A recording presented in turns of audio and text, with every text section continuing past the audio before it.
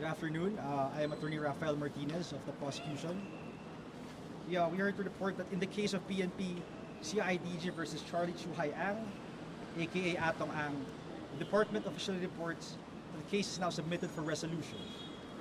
In the earlier hearing, 16 respondents filed their counter affidavits, and this, in addition to this, to clarify, in addition to the 16 respondents who have filed their counter affidavits, 35 respondents filed respective affidavits today, with the exception of one respondent, Orapa, who through counsel manifested that he will file his counter affidavit within today. So, but as of this hour po, this case now submitted for resolution, and we would expect that the panel of prosecutors will determine, assess the evidence, and see if it meets the quantum necessary to proceed to preliminary investigation. Now, in accordance po with DC number 15, that is DOJ Department Circular number 15, the quantum of evidence is prima facie evidence with reasonable certainty of conviction. So, pag na-meet po itong quantum of evidence, we will now have sufficient basis to proceed to trial. So now we will just have to wait po. Hintayin na lang po natin ang resolution ng panel of prosecutors, and we assure the public, the department assures the public that it will be done in accordance with the law and that no one will be spared. We will go where the evidence leads.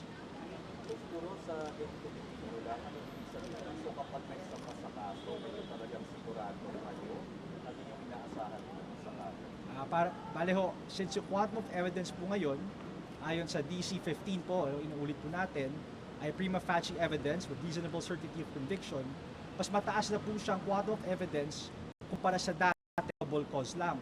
Ibig po sabihin nito, nagpunta natin sa court or sa hukuman, masisigurado po natin na yung ebidensya ay sapat na para ituloy ang kaso at managot ang kailangan mga managot.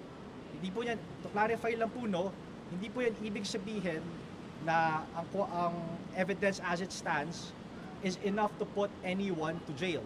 Okay, we're not saying that. What we're saying is that there is sufficient evidence na pagpunta po ng trial ay may magagamit tayo, may ipipresenta sa huwes, at ang huwes may sufficient evidence to determine whether or not the guilty should be held convicted.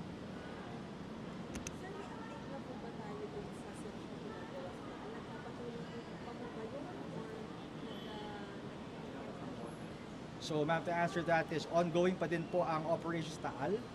But if we may just give a report, as of within the period of July 10, 2025 to October 12, 2025, there have been 60 total number of operations, 35 of which had recoveries.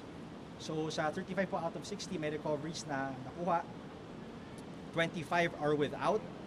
Tapos total number of bones recovered and submitted for examination is at the number 981. This includes 3 sets of human remains from the cemetery consisting of 264 bones, 264 bones.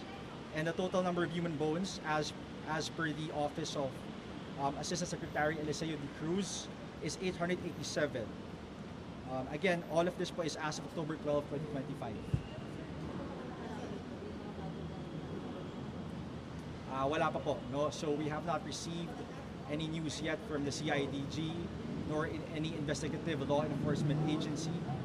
Ang huling report po natin ay no October 12. Yun lang po ang huling operation na ganap.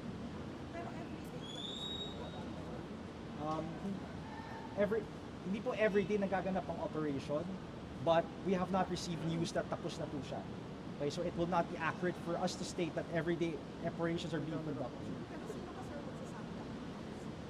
Ang PNP po mismo through recourse to us, which will be recourse to the Department of Justice, and makakarinig po kayo ng official statement sa amin kung tapos na po ang operations.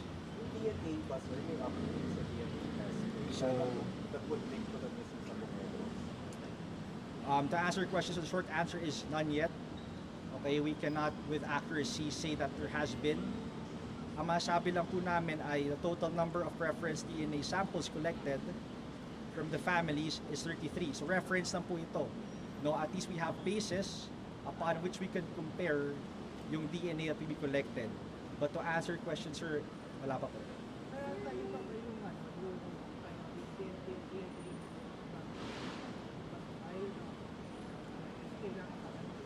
course, sir. So, again, the DNA results will go into whether or not sufficient evidence exists to be able to proceed to trial.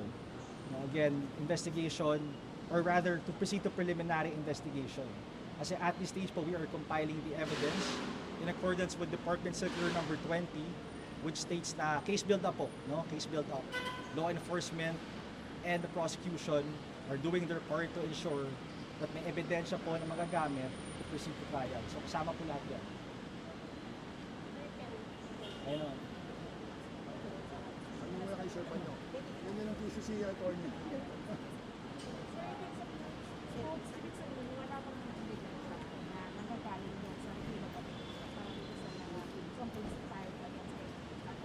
Well, wala pa pong evidence sufficient, no, to proceed. Hindi po fair statement to say na walang evidence totally. But again, for us to say kasi as of now that the evidence is sufficient, na meron na talaga, would be premature. And again, the department wants to make it clear that the assessment of the evidence will be based entirely on the panel of prosecutors. Okay, so unless they have issued the resolution, hindi po tayo pwede magsalita as of this moment.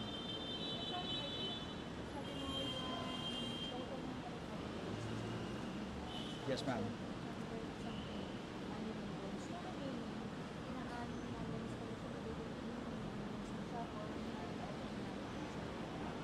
Well, the number of human bones po is 887.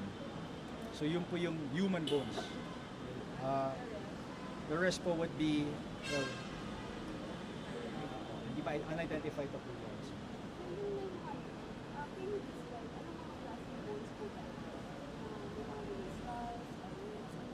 So human remains po eh. I cannot state the information we currently have is does not specifically identify the types of bones.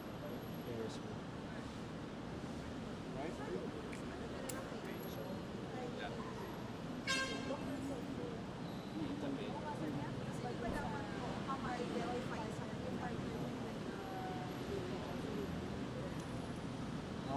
We'll have to get back on you. So, hihintayin ba yung resulta ng DNA analysis bago mag-decide yung panel kung dismiss or proceed to court? Definitely, sir. Yes. The answer to that is yes. Again, we'll have to wait for the DNA evidence before we can accurately assess kung may sufficiency. Pero that's not to say po, no, that's not to say na if the evidence as it stands warrants a finding na may prima facie evidence to proceed to trial, hindi po natin kailangan tinan pa yung DNA evidence.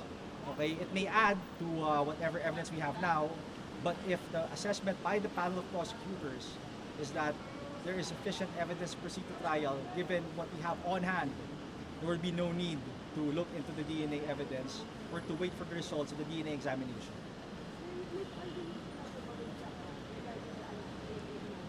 I have to get back.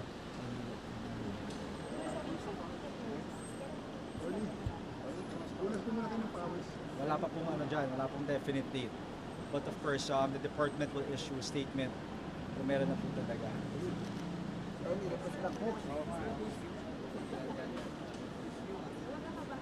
Nakakabahan niya ata sila. Last time. Bukas na lang yung flash code. Sufficient na po yun. Okay, sige. Sige po, okay lang. Or may announcement po kasi.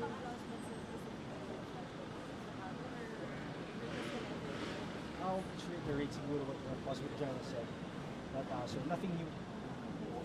Nothing new.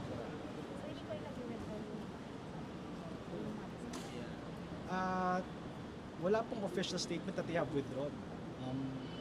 But whether or not they do withdraw, it should not impede or stop the proceedings, the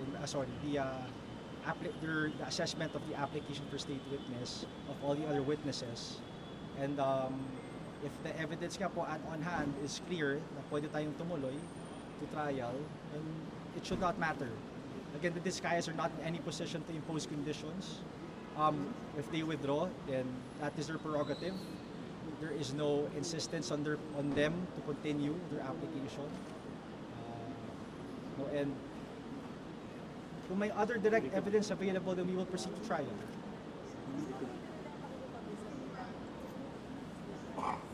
Opo, if you want,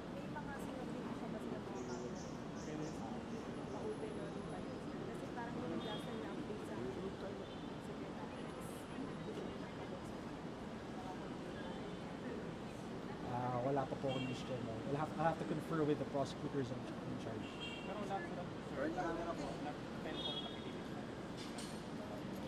Wala pa po akong news dyan. Opo, siya pa lang po, as far as we know.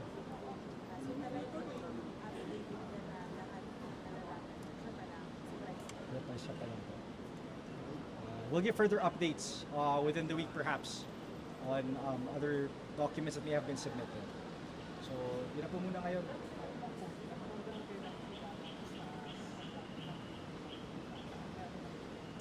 Wala pa po eh. No deadline has been provided. No statement has been made that operations have concluded. So, indefinite pa po. Alright?